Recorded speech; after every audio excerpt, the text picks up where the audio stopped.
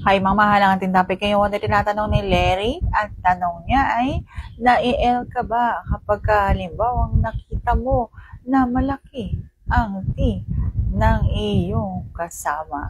So, natin pag-uusapan for today's video. Interesado ka bang malaman kung ano ang kasagot? Please keep on watching para bago yan. Kung bago ka pa lang sa akin channel, please consider to like this video and subscribe my channel.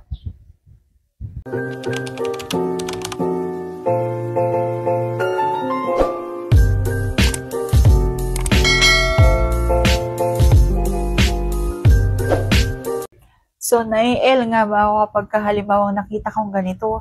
Ang sagot ko ay oo. Kapag halimbawang nakita ko na ganang-gana, di ba ang isang lalaki, kapag ganado talaga yan, lalabas talaga yung pinaka malaki doon sa tinila. Yung talagang maisasagad nila yung laki. Hindi katulad ng halimbawang may gana lang na konti. May mga lalaki kasi na konting tigas lang gusto nang ipasok. Pero may oras talaga na ang isang lalaki kapag halimbawang sinaniban ng ganado talaga sila, malaki talaga yan.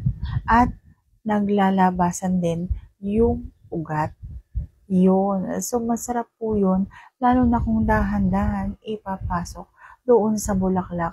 So, yun yung naiisip ko kapag halimbawang nakita ko na ganado ang aking kasama. So, sana nasagot ko ng tamang yung tanong. And if you like this video, please consider to like this video and subscribe my channel. Thank you for watching. See you on my next vlog.